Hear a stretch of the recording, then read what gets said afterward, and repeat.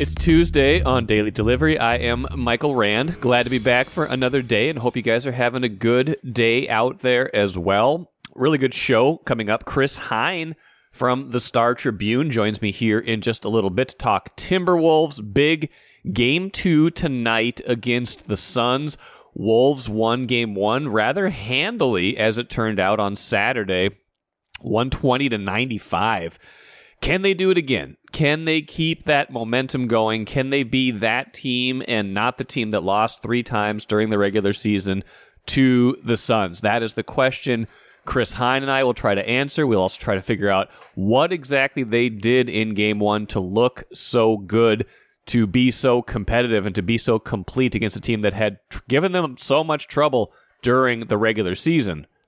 Some other NBA playoff stuff at the end of the show, a thriller between the Nuggets and the Lakers that I should probably talk about for a little bit, and another Gophers men's basketball player transferring. I'll get to that right before we talk to Chris Hine. First, though, what I miss. Let's start with the Twins.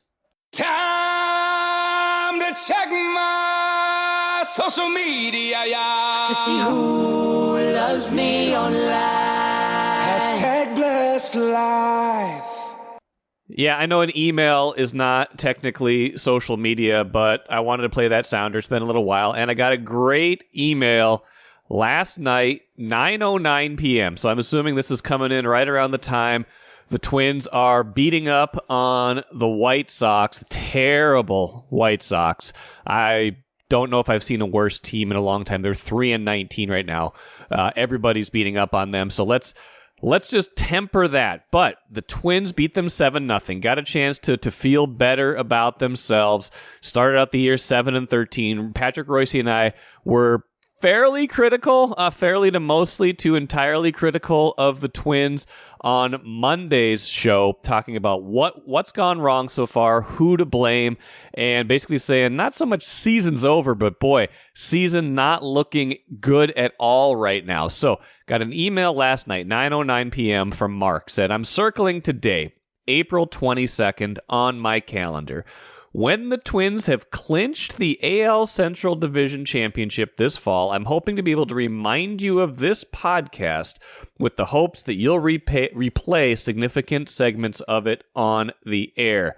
Oh, by the way, the subject line was, you and Royce drive me nuts. So that's great. Next line. Maybe you'll be right in panicking at this early point in the season, and maybe I'm going to have to eat my words, but I don't think so. I enjoy your podcast and listen to most every episode, but your interactions with Patrick, I have to say, drive me nuts. I think Royce is a fine writer. He has captured many stories of human interest through the years. However, he is addicted to the hot take, and frankly, you are his enabler.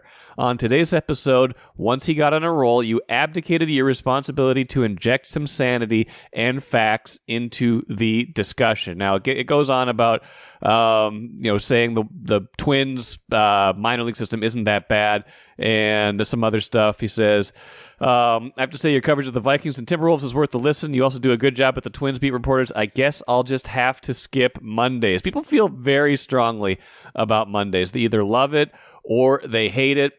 Sounds like Mark is giving it a hate listen quite often. Listen, I get carried away sometimes, but that's how I felt about the Twins too. I was not enabling anybody on Monday's show. If anything, I was leading the charge. I was the one, sending the pre-show, the pre-show text like, Patrick, here's what we got to talk about today. Here's how bad I think the Twins are. Let's try to figure out who is to blame, because you just look at them, you look at the numbers, you look at how they're playing. They were just they're not a good team, and they're not anywhere close to the team they thought they were going to be coming into the season. Remember, last year they were a playoff team. They're a team that won a playoff game, then won a playoff series, then talked about, hey, bigger and better things in 2024. Then they cut the payroll. The guys who they were counting on haven't been as good. The pitching hasn't been as good.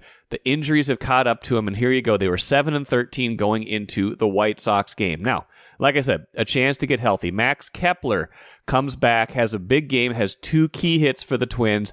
That is one injury that maybe kind of flies under the radar. Max Kepler was ineffective to start the year. Had that bruise went on the injured list, comes back now, looks like he's fully healthy, back from a rehab assignment. He is giving the offense instant help. Now you got Royce Lewis, Carlos Correa still hurt. They're kind of on a more nebulous timeline as far as when they're going to come back. Of course, they are going to help when they come back too. The question is how much and how far behind will they be already, and how good can the pitching be, even if the offense gets out of its below the Mendoza line slumber of the entire season. Now, encouraging sign, again, against the White Sox, who have now been shut out in every single series they have played. Every single series they have played, the White Sox have lost via shutout. They've not won a series opener yet this year, but Chris Paddock goes 7 innings, 7 shutout innings, 6 hits, gets out of it with no runs scored. Twins get the shutout of the White Sox. Paddock gets to feel good about himself after the terrible outing the time before against Baltimore. Right now the Twins look like a team that is being outclassed by the very best in baseball, that is having a hard time hanging with teams that you would think are about at their level, and then now are destroying Chicago. So if they can win even 3 out of 4 in this series, or sweep this series, I'm sure they'll feel a lot better about themselves. We'll start talking about them in a slightly different way. Didn't prove anything to me last night, but I will remember this email, Mark. I will remember this point in the season, the 7-13 start, this email. Feel free to circle back with me. I do appreciate, being checked every now and then. I will circle back on this if things change, or maybe if they don't. Be careful for that. Maybe if they don't too, and we'll see where we wind up at the end of the season. Brief Twins side note, too, to mostly happier times, the early to mid to late even 2000s when Ron Gardenhire was patrolling the dugout. Aaron Boone, the Yankees manager who's known to get ejected a time or two, I think 35 times now in his career after getting the boot on Monday night, he was ejected for something he says he never said. He was arguing with home plate umpire Hunter Wendelstedt early in the game about a call. Hunter Wendelstedt said, "Don't say anything else." Boone didn't say anything else, he says, but a fan said something. Wendelstedt thought it was Boone. Boone gets ejected. Kind of a humorous exchange, whatever. But I'm reading the end of the AP story about it. Wendelstedt is known to have some ejections in his career. He said, "If you look up my ejections, you'll see Bobby Cox multiple times, Ron Gardenhire and I a lot," Wendelstedt said. People don't realize that Ron Gardenhire is just a stubborn German like me, and after we might have a situation, we like to have a cold beer and talk about it. That is not my recollection of the fiery dust-ups between Ron Gardenhire and Hunter Wendelstedt back in the day, but I do appreciate that quote. I thought it was humorous and thought I would share it with you guys as well. Stop me if you've heard this story before. Gophers men's basketball player who said he was going to come back to the team after a promising season is instead now transferring, entering the portal, and it sounds like name, image, and likeness money is at the heart of it. In this case, it's Elijah Hawkins. He was second in the country in assists last year. Had said at the Big Ten tournament he'd be coming back to the Gophers. Now, instead, he'd say definitely coming back to the team. Instead, now Marcus Fuller reporting that he is leaving, going to the portal. 9 days before the portal closes. Portal closes May 1st. He is transferring again. Marcus's story says a more lucrative NIL opportunity elsewhere is believed to be the reason Hawkins decided at the last minute to leave.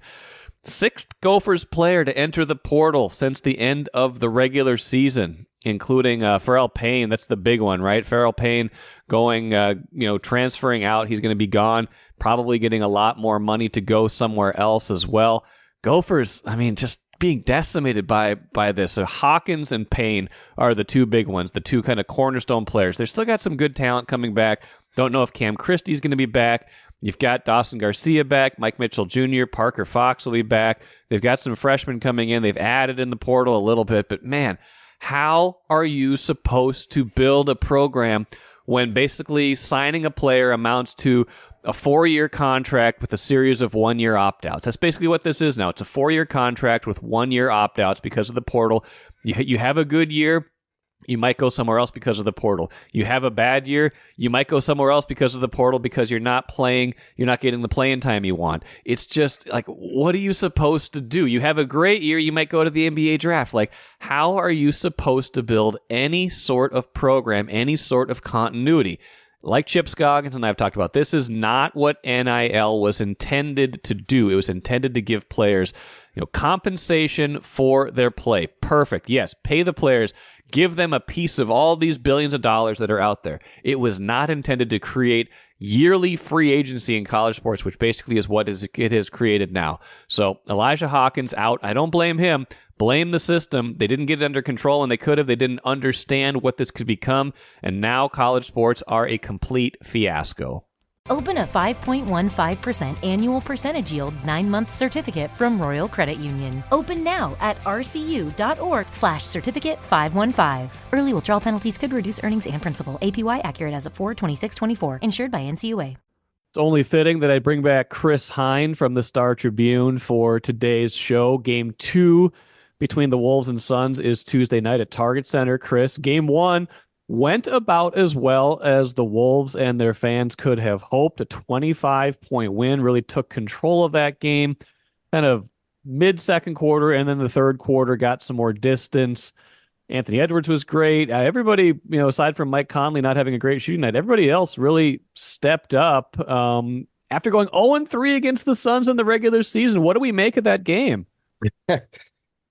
Like you said, I think the Sunday before couldn't have gone any worse, and then Saturday couldn't have gone any better. I think, honestly, we were talking about how Game 1, and you wrote about it, Game 1 of this series felt like it had a little extra importance than a traditional Game 1 might. And now just think about the way the energy is flipped from where we were a week ago. When it comes to discussing the outlook of this series, what everybody's hopes for the Timberwolves are. It was a mood-altering win, I think, for the fan base as a whole. I mean, look, everybody's very emotional in the fan base, and especially this time of year, is prone to wild emotion swings, yourself included. Yes. So it's not easy. It's not hard to flip that script, but I think the way they won, how convincing they won, how well their defense played, really made a statement. And I think it's one that Phoenix has to be looking at themselves and thinking, we really have to make some huge adjustments before Game 2 if we're going to combat what the Wolves brought on Saturday, because that looked more like the Timberwolves team we were used to seeing for most of the season. It actually reminded me of kind of the team that we saw back in like November. Yes, remember when they were beating like the Celtics and the Nuggets during that stretch? That's what Saturday's performance reminded me of, like the first couple of weeks of the season when we were just getting a feel for how good the Timberwolves are. Their defense played like that back then. And that's what that reminded me of. It was very much a vintage performance. And I think just the most encouraging sign you could possibly have for the Wolves coming into this series. Now, it's one game. Game 2, this is when I feel like series really begin, is after the feeling out process of Game 1. What adjustments does the other team make in Game 2? And then you kind of settle into the rhythm of a series. So we have to wait and see how Phoenix decides it's going to try to punch back. And do the Wolves have a counter, or will their moves fail? We'll see. Yeah, the point you just made about how it reminded you of the way they were playing earlier in the season. I said the same thing with Royce on Monday's show. I didn't feel like they had been playing consistently great for a while. Like, it felt like the regular season had been a bit of a slog, and then they had the Towns injury, and then they tried to get him back late in the year, and those games didn't look great. Like, they certainly were winning games, but it was taking a lot of effort even to beat okay to bad teams in some cases, and they weren't stacking up and a lot of signature wins, at least. I mean, they still had their moments, of course. It wasn't like they were playing poorly, but it felt more like they were playing at the beginning of the season for sure. And, maybe a week to prepare, fresher legs, things like that played a role. Like, I'm sure everybody's just tired at this point in the season. I think so. I think that the rest did them some good. And listen, when you get to April on the calendar like that, the end is in sight. The playoffs are in sight. I feel like it's human nature a little bit for you to kind of coast to the end. Like, Yeah, I know they were fighting for the 1 seed, but I really do feel like that sometimes, and especially when you're playing like back to backs and all that stuff. So I think it's just a little bit of rejuvenated energy, whatever you want. Like the playoffs just provide that extra burst of emotion or motivation that you quite frankly can't really generate when it's just the regular season and you're trying to just kind of summon the energy to get through a week where you have 3 games or 4 nights or something like that. Now the Wolves are home for a whole week. They got to really dig into a game plan, get motivated to beat an opponent like Phoenix. I do think the regular season failures against them probably made them a little more sharp and focused in practice. I think that this team can use that sometimes, just that little extra kick to really mind the game plan, be focused, kind of figure out what was going on in those other losses and come up with a solution for it. I will say, the one thing that has me concerned is like the starting five still hasn't seemed quite Yeah. in sync. I mean, Nikhil and Nas, and the energy they brought really switched up the game and won the game for them on Saturday. So the starting unit still seems a little clunky to me, especially on the offensive end when it's those 5 guys out there on the floor together. Yeah, and you wrote about that, just kind of how they were, I think, what, a -8 when those five were together on the floor, but they Yeah. certainly have more depth than Phoenix, and we'll see what Grayson Allen's status is for game two after he was hurt an ankle in game one. That would put another hit to their depth. But you mentioned Akil Alexander-Walker. I thought obviously he was a huge part of this game, not just, being able to sub in and even play essentially some point guard when Conley was out, but being able to give them an extra, slightly bigger body for switching when it's, trying to defend, Bradley Beal, Devin Booker, and Kevin Durant. It's harder to do that when you've got Mike Conley out there. He's a good defensive player. He's a good team defensive player, but one-on-one, he's vulnerable. He's smaller. He's older. Alexander Walker being able to defend in that role and hit a bunch of big shots. Like he was the biggest player in the game in my mind. Yeah, when he came in, it was a different game on Saturday. And, it's a testament to who he's been for them all season, played in all 82 games. And yeah, I think just his physicality is on the defensive end of the floor is something they're going to need in this series and a large dose of. So I'd expect him to continue to play major minutes like that. He was excellent. And honestly, like he can guard Devin Booker. That shifts matchups around if he's sharing the floor with Anthony Edwards and Jaden McDaniels. McDaniels can guard Durant, and Edwards could guard Beal. And I think that's if you had to kind of plot out how the Wolves were going to defend those 3 guys, those would be the 3 guys I would want on each of them. I'd want McDaniels on Durant, Alexander Walker on Booker, and Ant on Beal. We'll see if Grayson Allen plays and how that affects Phoenix's rotations and how the Wolves will match up against that. Kind of if they go Royce O'Neal out there as their 5th starter, if Grayson Allen can't go. But yeah, I think Nikhil Alexander-Walker has to play 25 to 30 minutes a night the rest of the series here because they need his energy. They need to make life as difficult on Devin Booker as possible, and he can help with that. When you throw McDaniels on him for some length of time and then you switch McDaniels off of him or arrest Jaden, and in comes Nikhil to just keep it up and keep up that kind of same energy.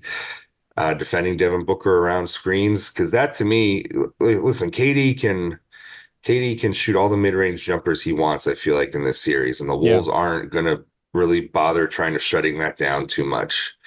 But Devin Booker slicing them up from the free throw line or from 3-point range, I don't think they want that. I think they would rather try to shut that down than to try to shut KD down from 15 feet. You have to pick your poison somewhere. I guess a team as talented as this, and I think that's where the Wolves are picking their poison in this series. They do not want Devin Booker and Bradley Beal to dice them up getting to the rim or from 3-point range. They would rather KD just do his thing in isolation in the mid-range. What did the Wolves do so differently then in winning by 25? And then I guess the follow up to that is then what adjustments do you imagine Phoenix tries to make in order to get back to the things that were successful for them or find some success in this series? Well, I think the Wolves made the one big adjustment that they really needed to make, which was to limit turnovers, because Phoenix really capitalized in the regular season when the Wolves would screw up on offense. Okay. So I think limiting the turnovers, they only had 4 first quarter turnovers as opposed to 11 Yeah. in the regular season finale. On all 4 were from Ant. Nobody else turned the ball over in the first quarter on Saturday except for Ant. Um, so cleaning up the turnovers is one. So if you're Phoenix, you have to be sitting there thinking, okay, well, if we can't generate turnovers or they're not turning the ball over, what are we going to do? Because you can't be so dependent. It's not like Phoenix is a great defensive team that forces a ton of turnovers all season. That hasn't been the case. So really, that's all in the Wolves' control, how they choose to play offense and how well they play offense. So if you're Phoenix, you have to come up with a way to generate your offense when it's not coming in transition. You have to find a way to attack the Wolves in the half court better.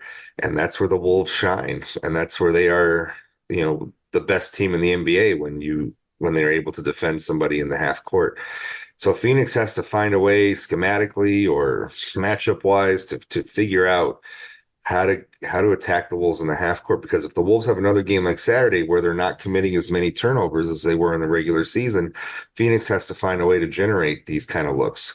The only time Phoenix ever made runs in that game was when the Wolves were sloppy on offense. Think of that early third quarter. The Wolves committed a couple turnovers. Phoenix got out in transition. Bradley Beal gets loose for a 3.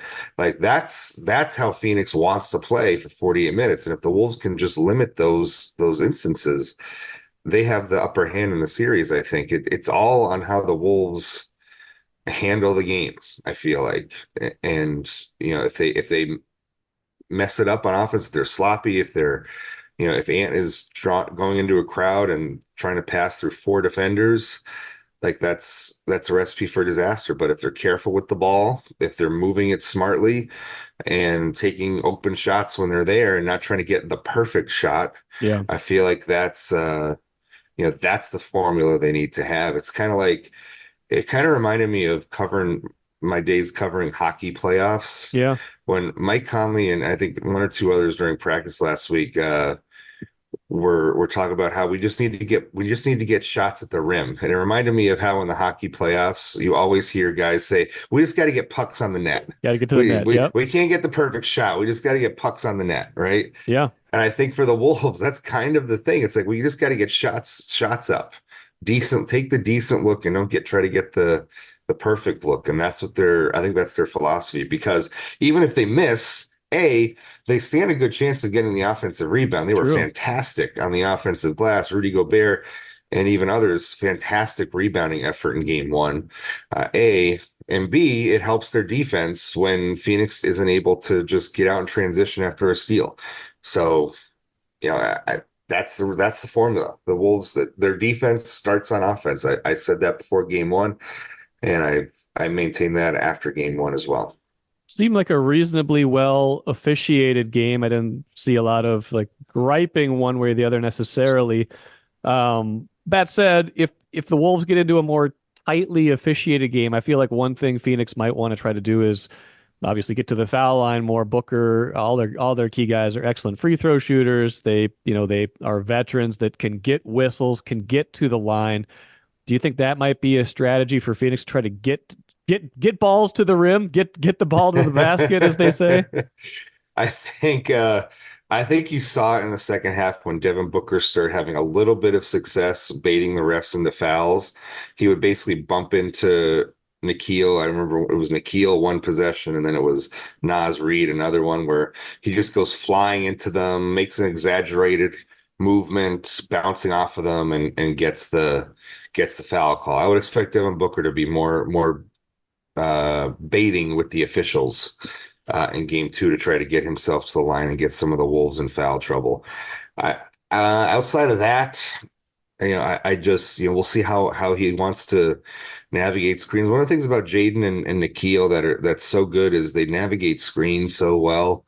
And even if they're, especially with Jaden in his length, even if he's kind of behind you coming off of a screen, he could still use his length to kind of side contest or rear view contest a shot and still make it difficult on you.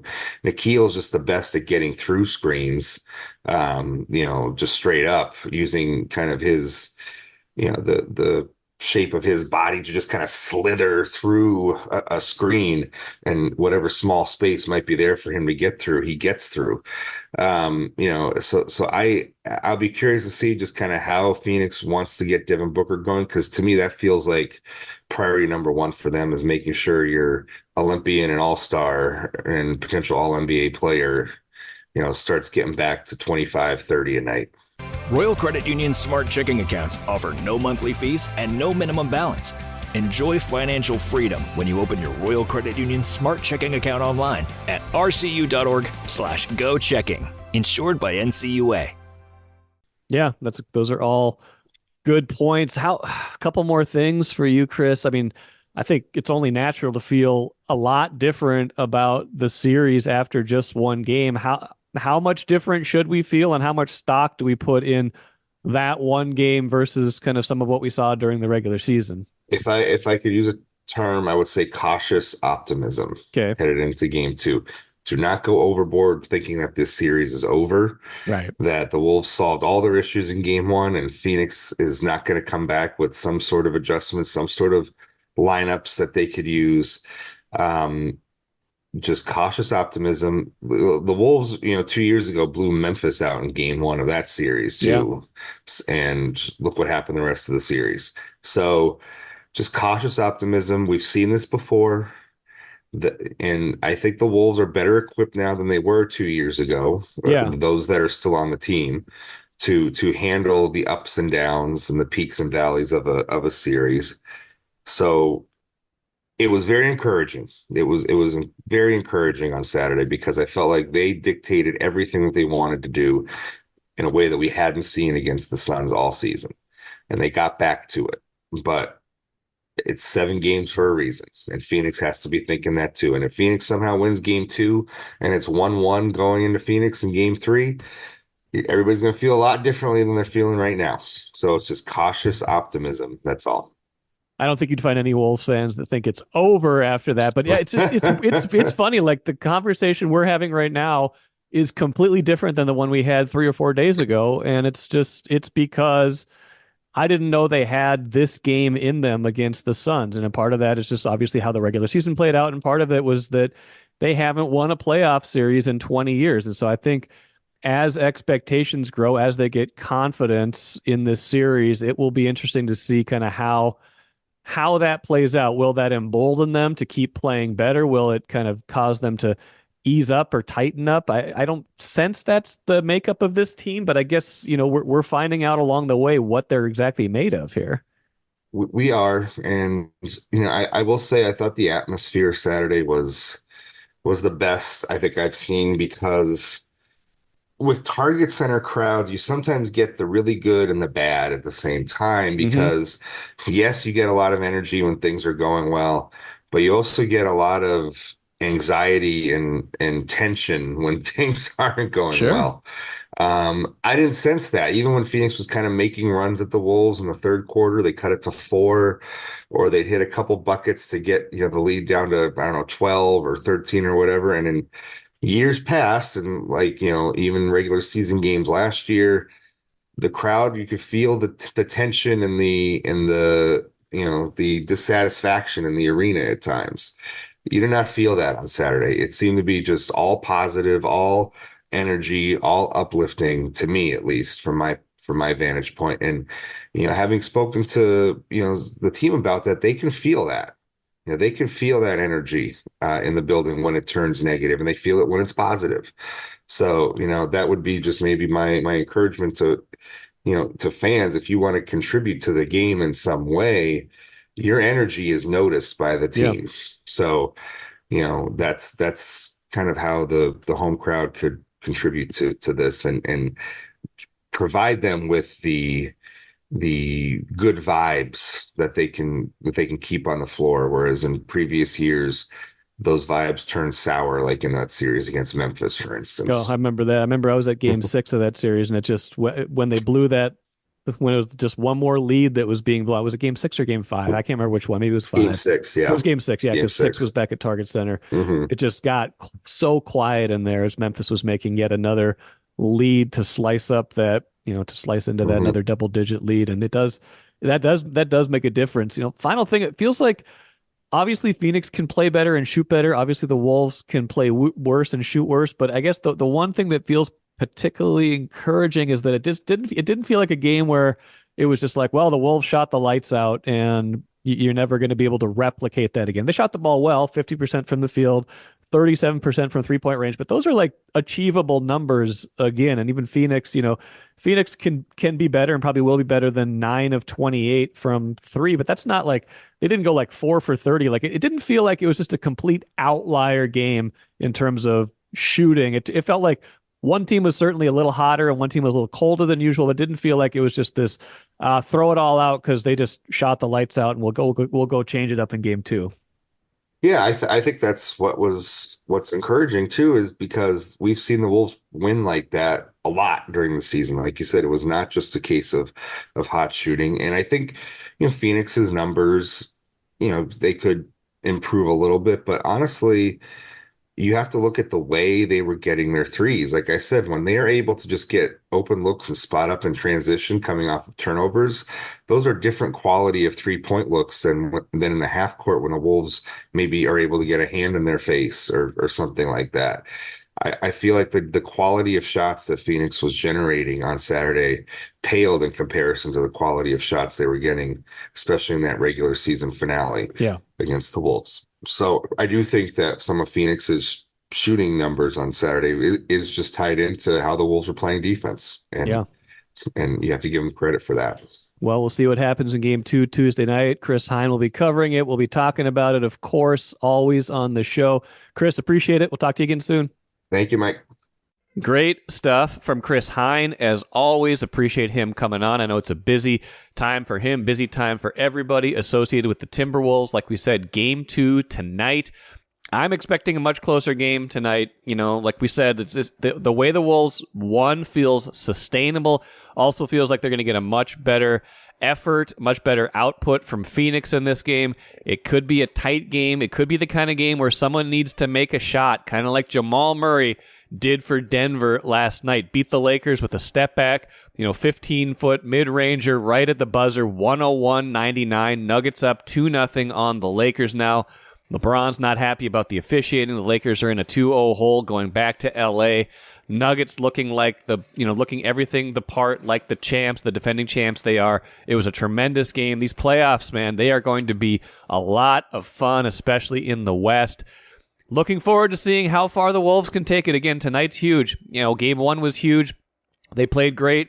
Can they do it again? Can they replicate? It's all about, momentum is one game at a time in the playoffs. Can the Wolves do it again? We will see tonight. That'll do it for me today. Andrew Kramer expected to join me on Wednesday's show to talk NFL draft. Didn't even talk any NFL draft. We're 2 days out. Didn't talk any NFL draft on today's show. Can you guys believe it? Well, that'll all change tomorrow, and Andrew and I will get into the draft once again, getting close to finally figuring out what the Vikings are going to do. Until then, I am Michael Rand. Have a great rest of your Tuesday. Back at it again tomorrow.